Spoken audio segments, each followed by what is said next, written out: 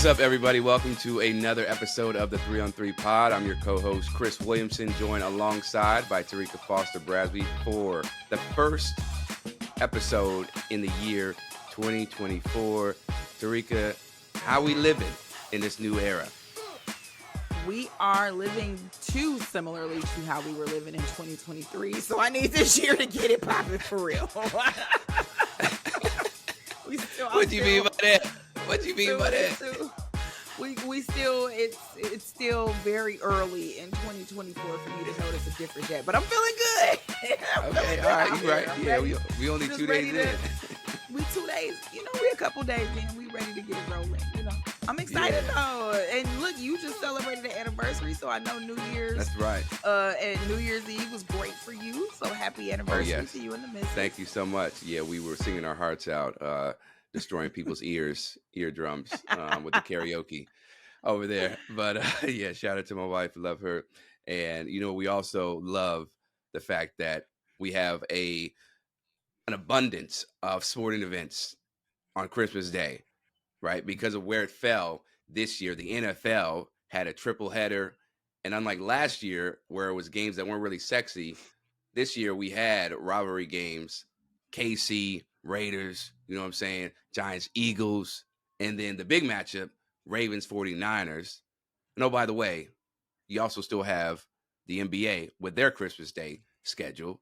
And my thought, Terrika, is, how, I don't want to say damaging, I don't know if damaging is the word, but how distracting is it as an NBA fan to have all these NFL games going on now where they clearly are king of the day, even if, the NBA ratings still get some good looks, but we know the NFL is going to dominate the coverage. Yeah, I think I'm on the other side of that. Like, I know this holiday season is kind of like all grouped together where it feels like the moment Thanksgiving gets here, it's just like the season is just, the holiday season just takes off from there. From Thanksgiving to Christmas to New Year's, it's just like back to back to back or whatever.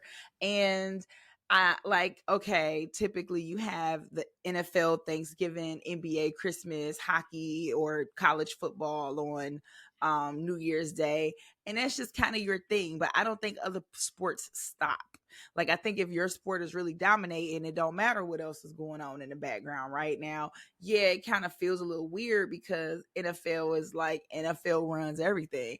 But it's college basketball on during Thanksgiving week. Every invitational in the world is playing. People gonna focus on what they focus on, because it's every invitational, Maui invitational, right. Hawaii, like Bahamas, every invitational in the world, Bahamas, but like everybody in the world is all over everywhere during Thanksgiving. But we still tune in to what it is that we tune in for. So if you're a basketball fan, you tuned in to the NBA. If you an NFL fan, you tuned into the NFL. If you're Terrika, you tuned in to all of it because you got a computer here going on. You had a TV here going on. You wasn't missing nothing. So I felt good either way. So you're not overwhelmed though? I hear you on all that, but because it's like so many things to pay attention to, because you got NFL, then you got NBA, and then maybe you got some other. Well, I guess it ain't too bad.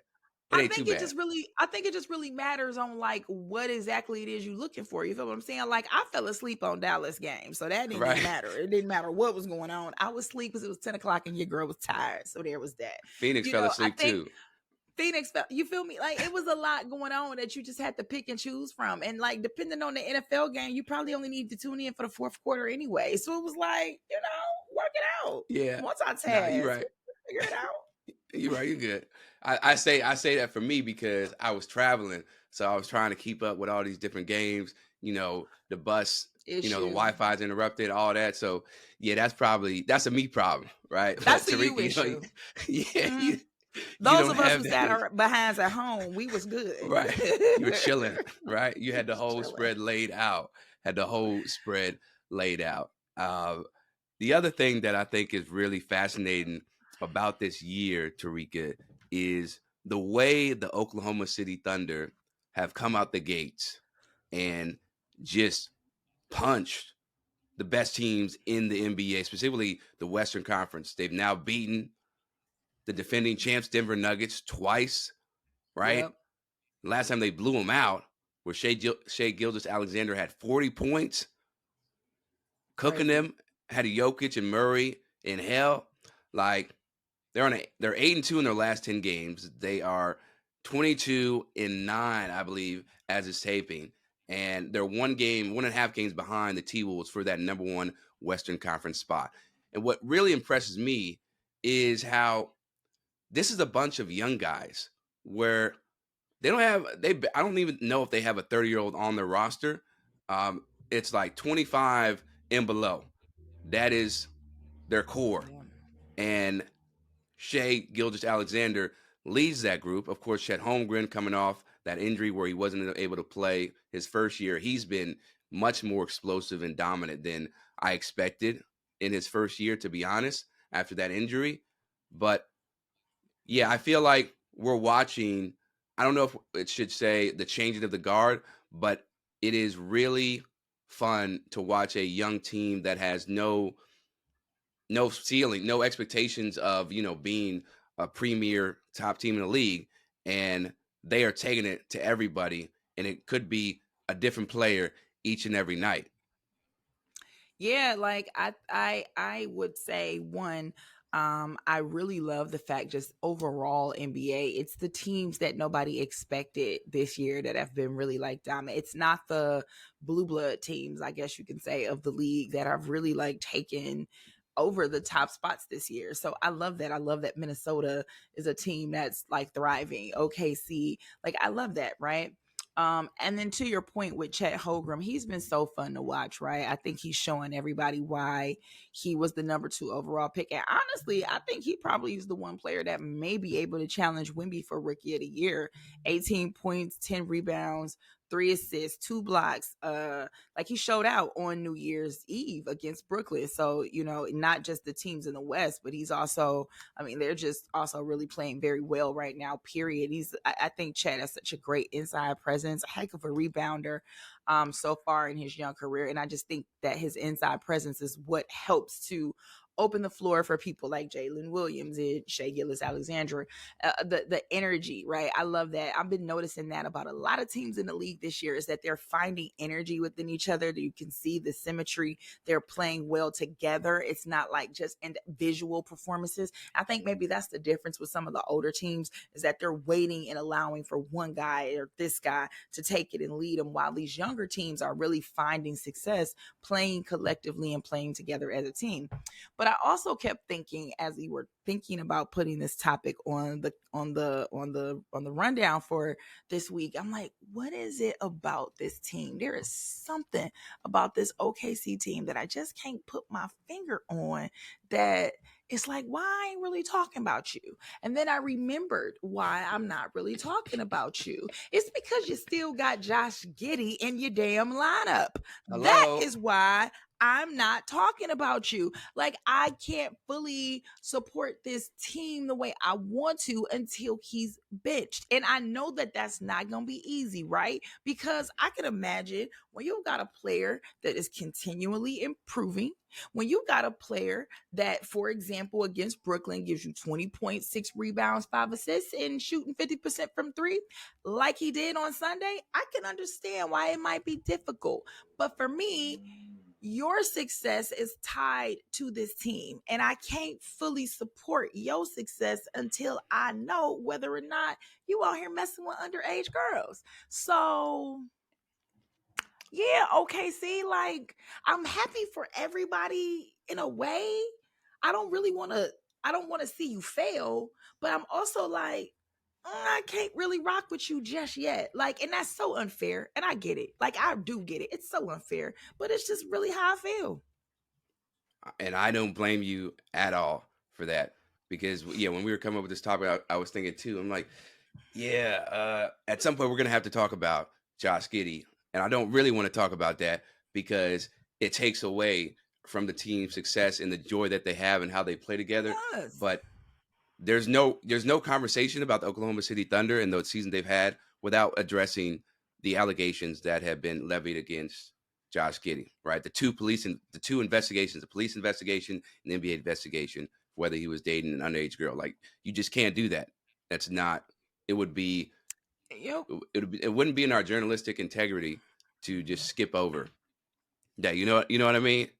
And Like, the thing is, like, I'm not even really going to address the police investigation for real, because that's what it still is. It is a police investigation. In any other circumstance, we say innocent until proven guilty. So let do that. Do what you have to do legally. Not like the due process is going to play out, but the NBA is where I'm really right, like, you are a private entity and you can do what you should do in order to protect the integrity of your brand, of your shield. And you have players that we continually talk about who consistently disrespect the integrity of your shield, and you don't give a damn. And so here's a situation where, no, you can wait for the process to play out, but this person can be suspended, or this person can sit on the bench, or this person can do something until you know for sure what's going on with him. And just the fact that they won't, and that the coach is just, very, very adamant about not being able to do it. And again, it kind of ties back to this idea that winning basketball games supersedes everything. So it doesn't matter what you do. It doesn't matter what you may be accused of. It doesn't matter what the allegations are. And again, I'm not saying throw the book at this man before there has been resolution to this issue. What I'm also is just trying to get across is that we need to just pump the brakes a bit and let the process play out. And if you are absolved of these things, welcome back. If you are not absolved of these things, the next step happens. But it's hard for me to really be like, dang, this OKC team is like that squad, knowing that like part of your success is tied to this person who I don't believe should be playing at all. right. Yeah, and he plays a big role. Like, he might be maybe one of the weakest, or out of the starting five, he might be the weakest, right, player in terms of what he can do, but he's still a significant part, and he clearly has Yeah. impacted winning in a positive way. So Yeah. let's stop talking about Josh Giddey, because I'm with you, because I don't want this conversation to just be focused on him. Um, I need us to talk about Shea Gilgeous-Alexander and just how smooth of a game he has, and the way he's elevated each and every year, from when he started as a rookie with the Clippers to now with OKC, where his point production has gone up Yeah. tremendously each time, rebound and assists. Like, he's averaging 31 points a game right now, shooting the Yep. hell out of the ball from the mid range. He reminds me of a an artist, or like a dancer who just moves so gracefully in their sport, right? Because Yeah. it's poetry in motion, smooth ass butter. He never looks sped up, similar to Luka Doncic, but I think SJA has a much more, um, what's the word? He has a much more complete game in terms of just aesthetically pleasing, I'll say, right? I'm in love with it. So I want to give him his flowers, and the way he's able to take over games and be extremely efficient. Right. This isn't a man who is trucking up, 30 shots and getting 35 points. He's putting up 20 field goals sometimes, getting 40, 34, 36. Like, he is becoming a superstar. It takes a lot to get to that point, but he is on that trajectory, I would say. So Wouldn't you agree? here's the real question. Here's the real question then.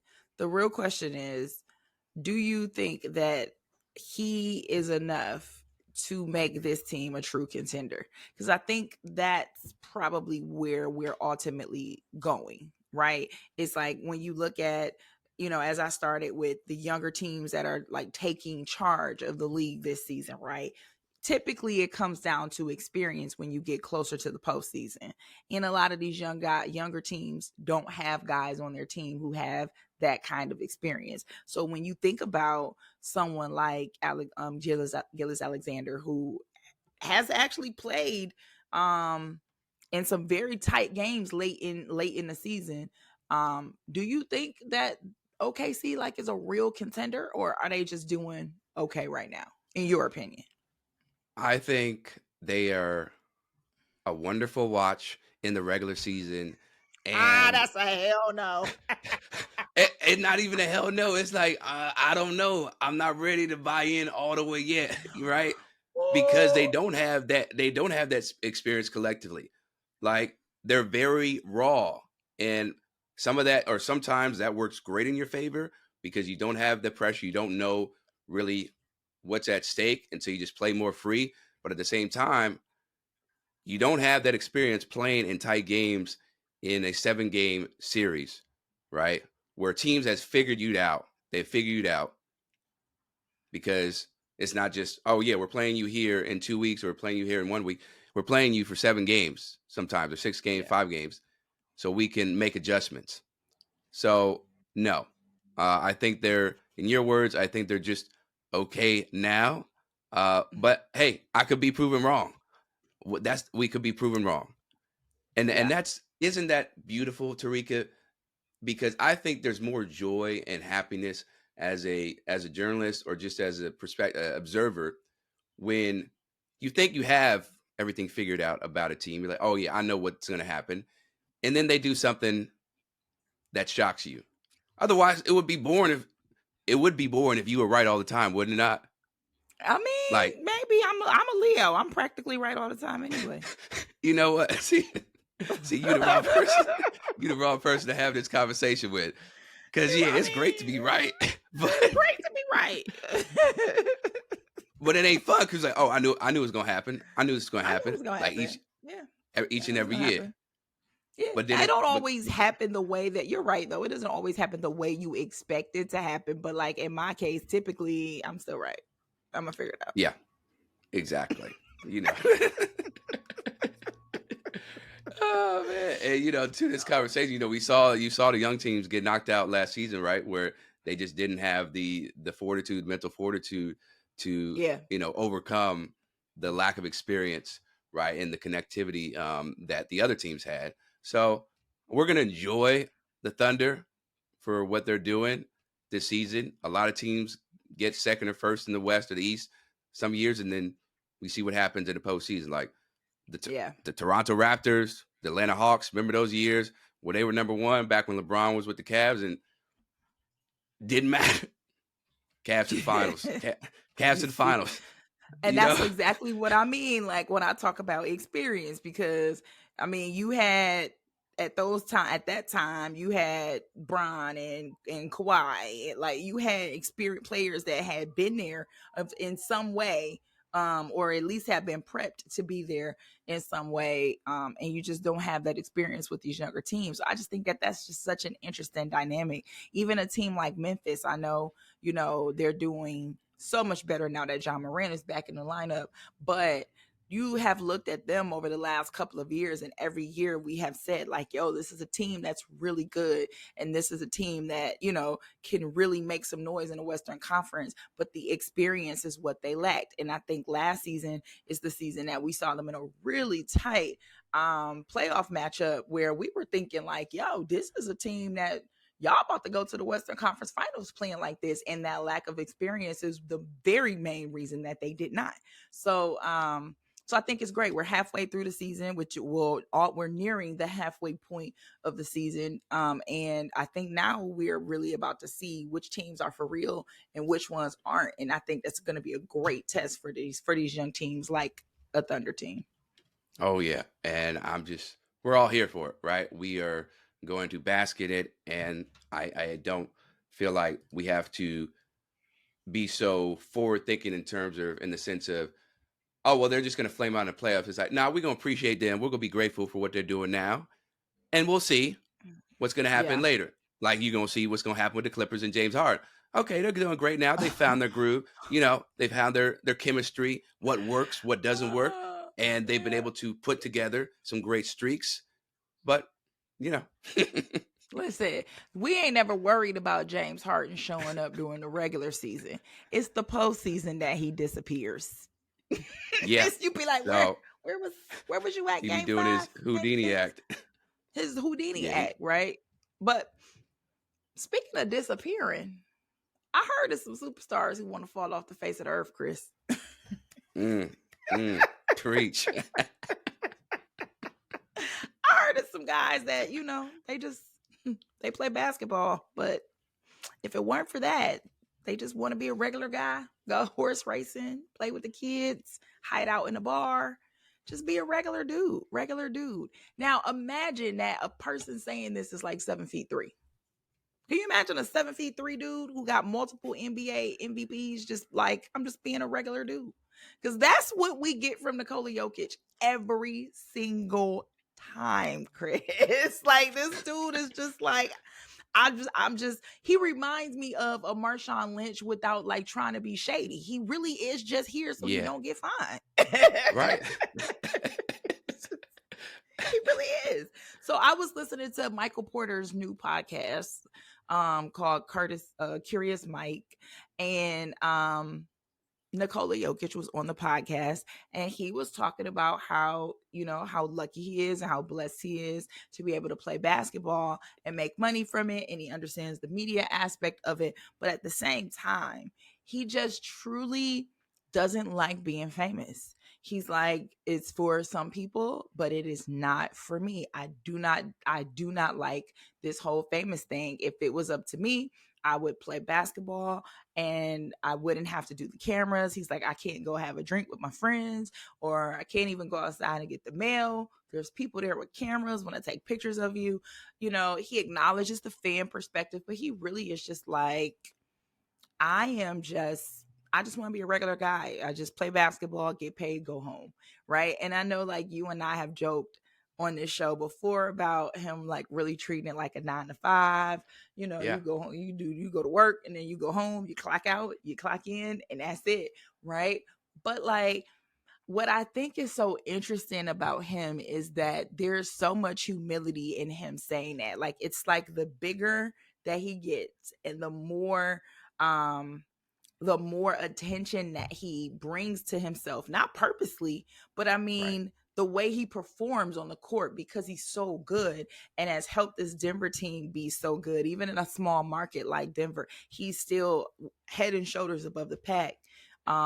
He still continues to have this, I, I ain't really about this life for real, right? Like, Yeah. this is cool, but I just want to go home, right? I just want to go hide out with my horses. I don't even want my kids to know that their dad was really a basketball player. It's just, just dad, right? And to me, it's just so interesting to have that kind of, you just don't find too many players who don't at some point, it's just even people. I don't think you find people at some point who don't even let a little bit of the fame or a little bit of the attention get to them.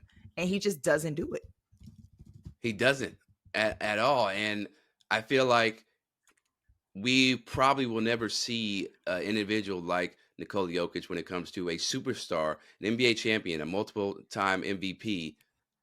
Be like, I'm good off the fame, right? I know the reason why I have to do these, interviews and appearances, but I really could care less about all the attention that I get and the hoopla around it. Where I think, yeah, he dislikes how over the top people are about athletes and feeling like they have access or they should have access to their everyday lives and what they're doing, where they're going to the grocery store, they're going to, a concert and snapping photos of them, right?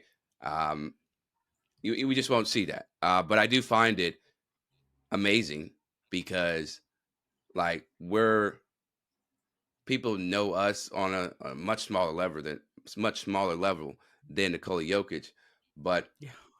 there is something really awesome about having a superstar athlete tap into what I feel like I identify as in terms of, yeah, I don't really care. I used to want to be famous, you know, full transparency. I want everybody to know my name, all these commercials, deals, and all that. But then I thought about that's a horrible way to live because you don't have any privacy. Jokic, Ever. that's why his ass could not wait to get back to Serbia because he got a whole lot more privacy over there. I know we saw videos of him dancing, living it up, but they don't. It's not the same culture over there in Serbia. So seeing him share that with Michael Porter Jr., that made me happy because yeah, who wants to be paraded around or who wants to be followed like a zoo animal 24/7. I Nobody think wants one that. thing that I think the one thing that scares me about this though, because there's always people who spin narratives. The one thing that scares me about this though, well, maybe the two. The two thing that scares me about this is that I would hate for his, let's just say, blue collar mentality, for example. I would hate for that to be misconstrued for a lack of care, right? Because I think sometimes that happens. Like, I think sometimes there are those who can take his attitude of just kind of wanting to have life. I mean, don't we say that every time it's New Year's and we have, New Year's resolutions, be more present, be more in the moment, be more with family, blah, blah, blah, blah, blah. And then you got someone who actually does that or wants to do that or wants to have a goal of being present, being in the moment, not letting what he does define him, being more than an athlete in a different perspective, and then it comes across as, well, he don't really care about basketball, or he don't really care about what he's doing, or he don't really care about the game. And I don't think it's that at all. And I would hate for that narrative to kind of get a little heat a bit and start to kind of mess with his legacy a little bit. You get what I'm saying? Like, it's not impossible to happen. I've seen people take things much less and try to make much bigger issues of them. And it makes you wonder, is this the person that, when it's all said and done, is he going to come to NBA events? Is he going to show up to, the 100th anniversary? Because that's 25 years from now, right? And so in 25 years, when he's no longer playing, are we going to see Nikola Jokic at the event? Is he gonna be like, wanting to judge the dunk contest? Not that he should. Please don't let Jokic judge the dunk contest. No. But I'm just saying, like, is he that guy that's gonna like pour back into the game as we've seen so many other people do it? Because I don't really see a whole lot when we think about all of like international players that have come from different things. They have given back to basketball in their own ways, in their own countries, in their own, but you don't really want to feel like this is a player that could be so great in this game in the long run and not really come back for the acknowledgement and the honors and the achievement recognition that he most likely will receive, because he's kind of, I want to play the game and kind of leave it. And I don't think that people understand that it's not necessarily a lack of care. It's just more so that I want to have a life outside of this. And that means being able to shut this down when I'm not on a basketball court. You get what I'm saying? No, yo, you are preaching to the choir, because I do think there was some of that narrative going into the finals last year, right? That whole postseason where he's getting talked about more and more because he didn't win the MVP, right? Joel Embiid gets his first MVP, and people are like, "Oh, Michael Jordan would never do this. Like, he ain't got, right, Kobe Bryant."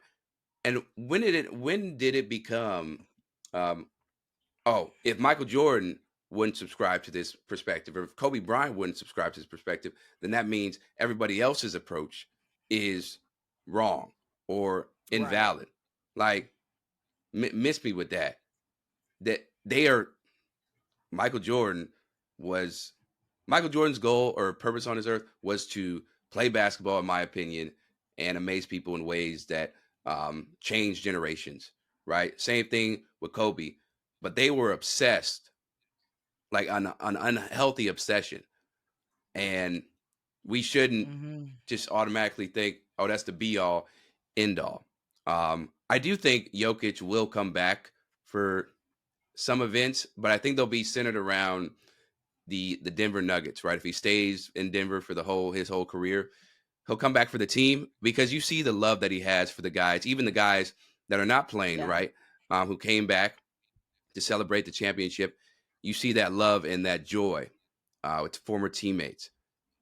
So, and the funny thing though, he, I guess a guy I could compare him to would be a little bit of Tim Duncan, just a little bit, because Tim Duncan Oh, didn't really give a yep. damn about fanfare. This man would show up in his big old jeans, shirt, and all that, pulling up to a restaurant spot, wait in line just like everybody else.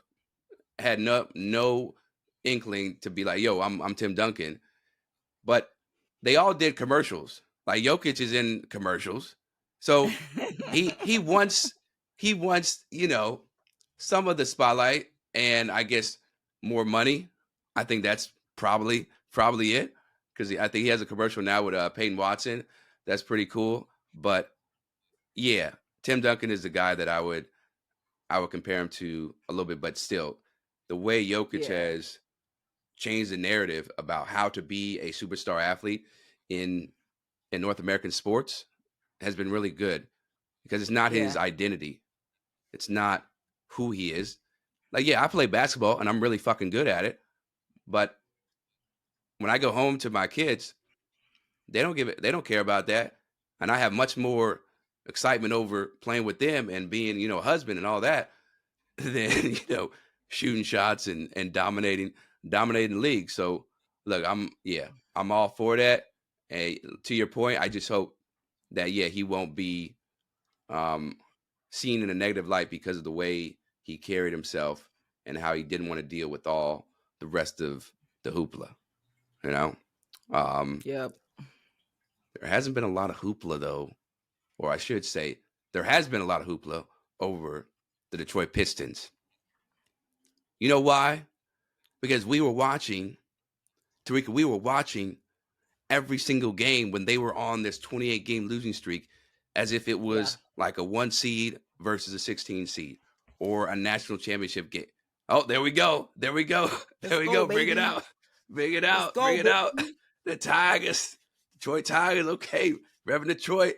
I Let's mean, go. listen, I know it's the Tigers hat, but it's the D. It's the D. That's the Right. important part. It's the That's Detroit all that D. matters. My Pistons hat is in the room. It's the closest one I had to me, but we representing the D.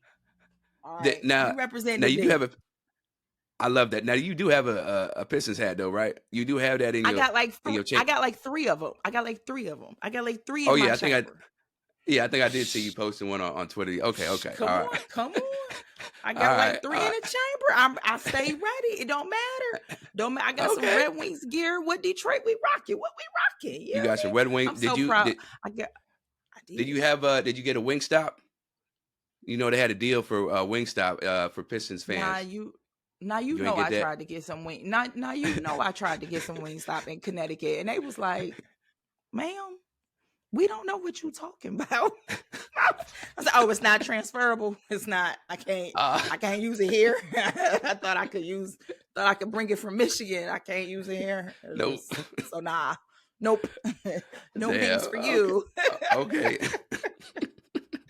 They said Oh you my got to god, be in Detroit, Michigan. you Yeah, you that's got to it. be in Detroit in order to get the ring. This funny story, and not to go too far off the rails, but during the time when the New England Patriots were good, when they were good, um, Dunkin' Donuts would give you free coffee on Monday every time, like they would get a win here in Connecticut. And so I hate the Patriots, and I would definitely walk in Dunkin' Donuts like, "Go Pats! Let me get this free coffee." So I'm down to get some free stuff when a Hell team win. yeah. I'm all your team when your team win. Like, let's go. Let me get all of Right? that. No, I But need that. You need them perks because I need y'all were the suffering. perks. Y'all were Oh my suffering. God. Like I'm the fact. so I have always wanted Detroit to be in the history books, just not for that. That Hey, one. look, they will be in the history books. They will be in the history books. They've just added themselves another chapter in the book of history, right? In the worst way possible. Because they beat that super team, right? I know Karl Malone, Gary Payton, they were on their last legs, but you still had Kobe and Shaq there, D-Fish, all them, and they couldn't get it done. So there's that side, and then there's losing 28 in a row painfully, where Cade Cunningham looked like he was damn near in tears after one of those games because of all the losing. And then I just love how he broke down or he sunk to his knees. He crouched down after they won against the Raptors, who were undermanned because Toronto had just made a trade with New York, trading away 3 of their players. And it still came down to the last. It's still, I mean, if it they was don't, still a 2-point game. yeah. I was genuinely worried that they might do it again. And then if that happened, we're not talking about them uh, having a win before the new year. I was like, yeah, they're not going to win. But they did because the bench, Alex Burks, not to get too in the weeds of the game, but Alex Burks showed up. He didn't look like he was, Yeah. trying to be the hero. Kevin Yep. Knox, come on, this guy, right? The Knicks said we don't want you, right? Wasn't performing. We know what K's gonna do. Ivy, all them. My goodness.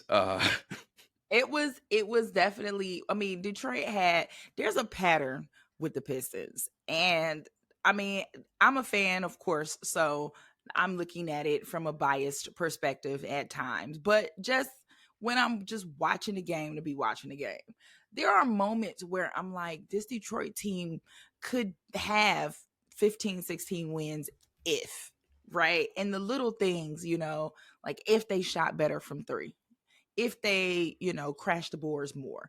And they had a game really tight against the Celtics a few days ago where it actually ended up going into overtime. And I still think that was a winnable game for Detroit if they had just done little things, and if the refs were actually good. But anyway, Are they ever with good? all of that, are they ever good? But with all of that being said, there are spurts where you see that was a game that Detroit had a 21-point lead.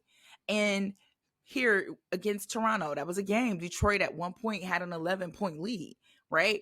And so after just having a conversation about young teams, this is again a situation where it's a young team who truly does not have a culture of winning, trying to figure out how do we close. And there's no guys, no vets on this team, not really. I think Marvin Bagley might be the oldest dude on this.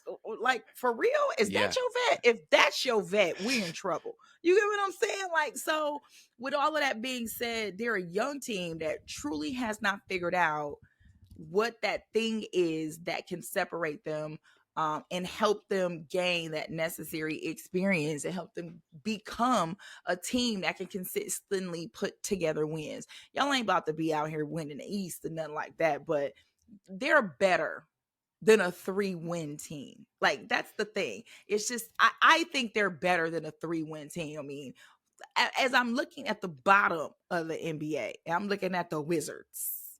And Hey, um yeah, go ahead. Yeah. what? Yeah, but No, you see what I I'm was gonna saying? say, Like, yeah, yeah. No, no. What I was gonna say when you said the Wizards, Kyle Kuzma popped into my head because he was talking shit about the Pistons when at the time y'all only had what 3 more wins or 2 more wins in there. So don't like act like you if over here winning games and contending let's for not act conference. let's not act Kyle. Now, Kyle, let's not do that. Let's not throw stones at glass houses, sir. Just simply saying that Detroit is a team that you can see in spurts when they're playing teams. The end score may be a blowout. The end score may be, 7 or less. Who knows? But throughout the course of the game, you could see that they have the potential to be a pretty decent squad. But there's those little things that are missing that is separating them from being a pretty decent squad to being where they are in the bottom of the barrel. And so my whole goal or my whole hope is that even if it was against a depleted Toronto team, you look and remember this is what it took. This is the effort that it took to win. This is how we have to play, how we have to come together to build a winning culture. Because I don't know if you're getting it from Monty. I don't know. I can't. No. It don't feel like Monty's doing a good job developing anything in that locker room. So you got to Well, hold up figure now. it out. Hold up now. He said, hold up now. I'm sorry to cut you, but he said everybody came in there positive. You know what I'm saying? Optimistic during that losing streak. Now he said he did acknowledge it, weighed on everybody, but he said the players came in with a positive spirit. Those were his words, Monty, Terrika. we not paying you to be positive, bro. We paying you to win basketball games, 15 million a year. If we being honest, we don't give a damn about your positivity. If winning basketball games mean being negative, then you come in there and you light that shit up. Don't be up in there talking about we happy-go-lucky and we losing 28 in a row. What is we doing? Don't nobody know. What do you mean? Monty, like I said, ain't no development going on in that damn locker room if you losing 28 games. And then and as much as I want to be happy about them winning, finally getting that third win, they just got blew out by like 20 points by the Rockets. By the Rockets. We embarrassed ourselves in front of Houston. Come on now. Hey, like this ain't the Rockets of last year, so that ain't as bad of a loss as you making it seem. But yeah, for them to follow that up, oh yeah, we just got our first game. We haven't won. We haven't tasted victory in 28 games. Let's go on a winning streak. Bam. You ain't even followed it up with a close loss, not even an overtime loss. You followed it up with a 20-point blow. Like, we got our ass whooped, and that's how we start in 2024. Okay, that's not a great way to start. It's not a great way to start, but you know what? It's all good. I'm just happy that the streak is over, that they got a remembrance of what it felt like to win. I also love the fact that Cade was out here hooping in the Sabrina ones. I was like, yeah, that's how you put on. Now, if he had lost in them Sabrina ones, I don't know how that might have looked for you. How you thought that might have looked for you, Sam. That might not have been good for the brand. But the fact that he got his first win, you know what I'm saying? That might not have been good for the brand, sis. But he got the dub in your shoes, and you know what I'm saying, the white version of the shoes. So listen, I'm happy. I'm just happy that it's over. But just don't start another one. Please do not. I really hope we don't see anything like that again. I do have to correct you though on Marvin Bagley about him being like the oldest vet. You can't forget about our boy Terrika, Bojan Bogdanovic. That man is 40 years old. I forgot he's 40. You're him. Right. He's really 34, but he's 45. He's 45. That's true. That's even worse. That's my vet. Right. That's my vet. And he's probably the second best player sometimes. And I was gonna say, for real, like I trust him sometimes, especially from three. He the only 3-point shooter on the team. Besides maybe Jay and Ivy, and you know, right. K hit or miss. As good as he is, and he will drop 30. He hit or miss from three. Very hit or miss. He does his damage in the mid range and driving. He does his damage in the mid range, exactly. Forgot Bogdanovic ass. That man old as me. Oh my goodness, you ain't right. You know it's bad. You know it's bad because when he be running down the court, the comb over just be blowing back. Be like, what is happening? Oh my goodness! What is happening? He collecting that check though. 20 million a year. 20 million a year, baby. Come on now. He acting like Monty out here, dog. They just getting that money. Ain't doing shit, but getting bread. Same with Joe Harris though. He can't get on the floor. Like he's making 19 million. They brought him over from Brooklyn, and we thought a sharpshooter. Speaking about 3-point shooting, yeah, it's just a whole like cluster of issues that they got going on. The GM Weaver, you got to make some decisions. Weaver. He wanted the decisions. I'm worried. I think he needs to be a decision. What you mean? Like, to be honest, there was about 2 weeks ago, maybe a little less than, there was a situation where the fans were chanting "Sell the team" at Little Caesars Arena, and you know, as I said before, I'm sure I said before, the ownership group is great from a philanthropic perspective, but the decisions that they've made since Tom Gores has been owner has been mind-boggling.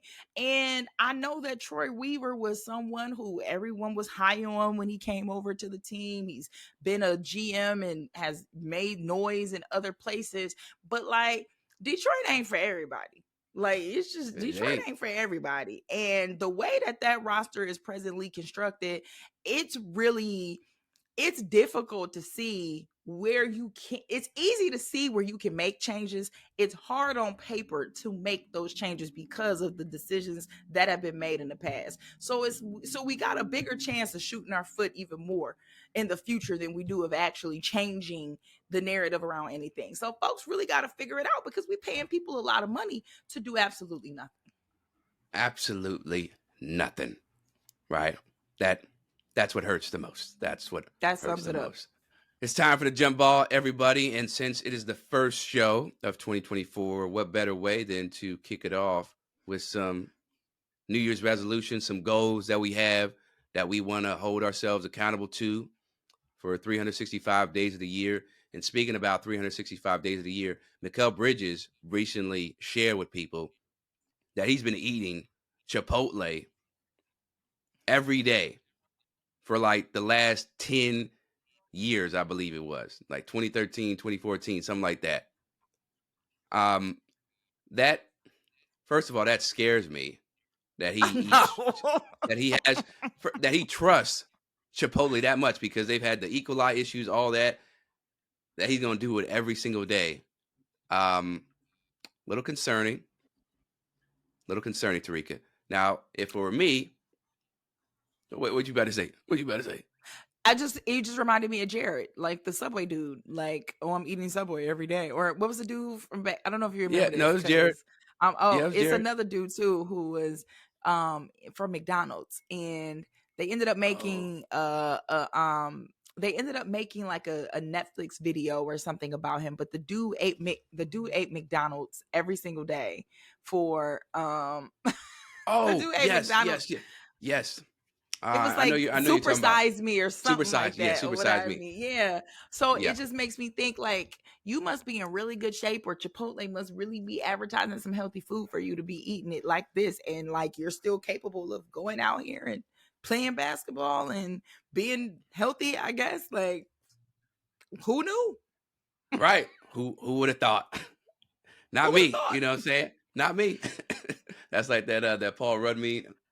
Yeah, that Paul Rudd meet at the Hot Ones. You remember that, Joan? Yeah, yeah, yeah. Yeah, yeah, Exactly. yeah, yeah. Uh, you know, that makes me think about what I would eat every day, and I think I'd have to say I could eat.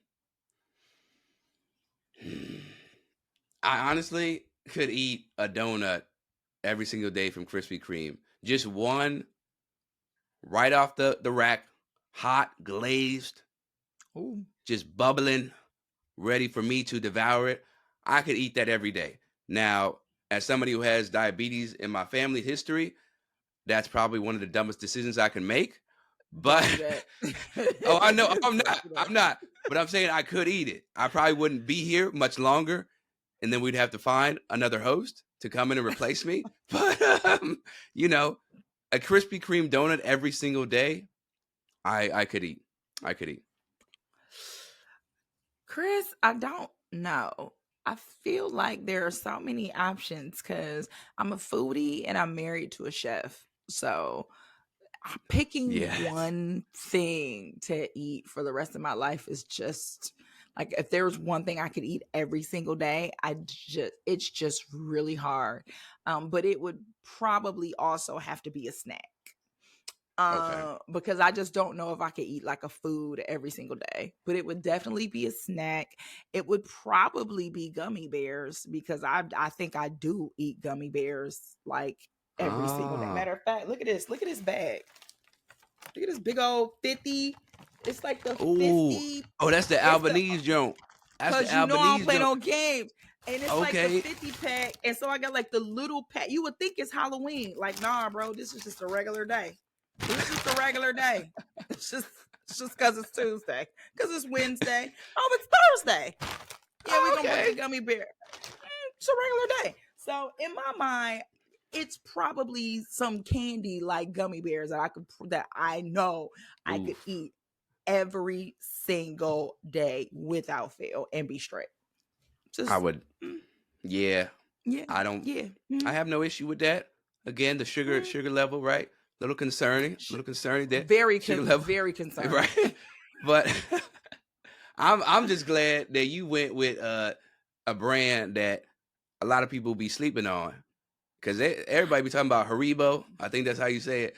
Oh, Haribo. But Mm-hmm. oh, Haribo. Excuse me. Yeah, Haribo. But not a lot of people know how great Albanese is. The bomb. So The bomb. yeah, that sugar Yeah. So content though. what was your New Year's resolution, Chris? My New Year's resolution, Terrika, is going to be I will stop not doing. Oh, how do I say? I don't want to do a double negative, right? I will make sure that I do not let fear take me over, where I stop making decisions to improve my life or to enhance my life. Right? New Year's resolution: I'm not going to let fear determine my That's life good. or take over my life. I'm gonna do it in spite of the fear. I'm gonna say, I see the fear, I recognize it, and I'm smacking you in the face because I'm going to live my life with Yes. abundance of joy and Yes. confidence, right? So that is what my New Year's resolution is. Fear, you got another thing coming, brother. Got another thing coming because I'm slapping the Love shit it. out of you. I love We running through it. that raw. So that's my New Year's resolution. It took a little bit for me to get there, but I got it. I got it. I love that. That is such a good resolution. My resolution ain't shit. I am going to. I said my resolution. It's not because I didn't even make it to New Year's Day with this resolutions. I said, Terrika, you've got to learn to be patient.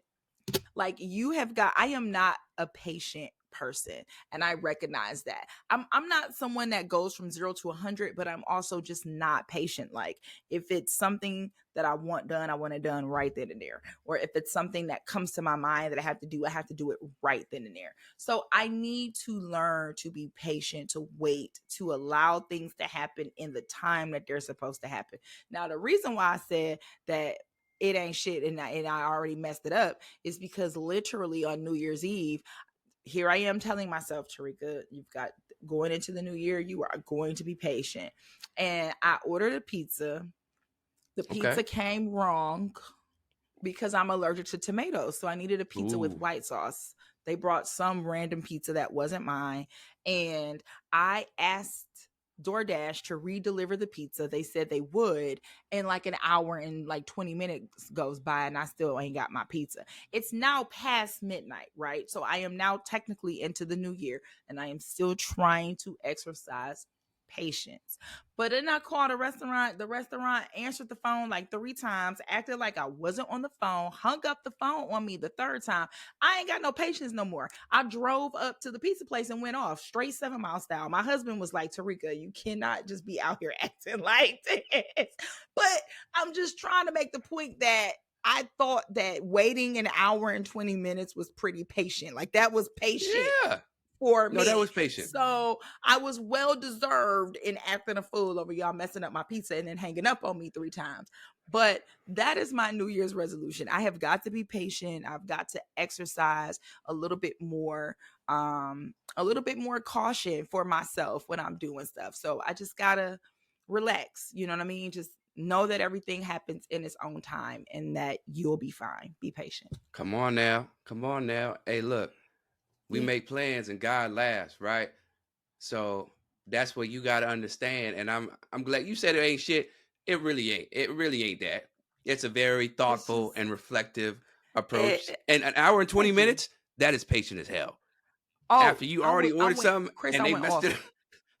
I went off. I went off. I got in my car and went off. And what's funny is the DoorDash person was actually at the restaurant the same time I was picking up my No, food to no, they bring me weren't. back. But I wasn't even mad at them. I wasn't even mad at them. I was mad Right. at the restaurant for hanging up on me after you didn't answer. Like, bro, I went straight 7 miles. Straight Detroit came out. My, Except, my oh, yeah. husband was so embarrassed. So embarrassed. He Oh, was my so God. embarrassed. Matter of fact, he wasn't even embarrassed. He knew I was about to be up to some shenanigans. So he like, I'm gonna ride with you just because I need to see what's about to happen. It was shenanigans. Acting a see, he fool. knew. He knew. He That's how you know knew. your He partner. knew Like, what it okay, was. yeah. Yeah, you Yep. waited Let me this get long. Yeah, you about to go. He Okay. about to go up here Let me. and cuss these folks out. Let me go up here. Let Uh-huh. me put my shoes on. All right. It He's was like, maybe okay. let me make sure you don't burn this thing down, or I'm starting Did, 2024 off with a bang, literally. now, was you screaming up there like, you think you could I do this was. to me? I was. You think I you was. Straight training day. Straight training day right? style. Straight up. Oh man. Hold up. Was that Crazy. pizza good as hell at the end of the Pizza day? was bomb. It was bomb and it was hot. It was bomb and it was Look hot at and it was that. Look cheesy. at It oh was exactly what I wanted.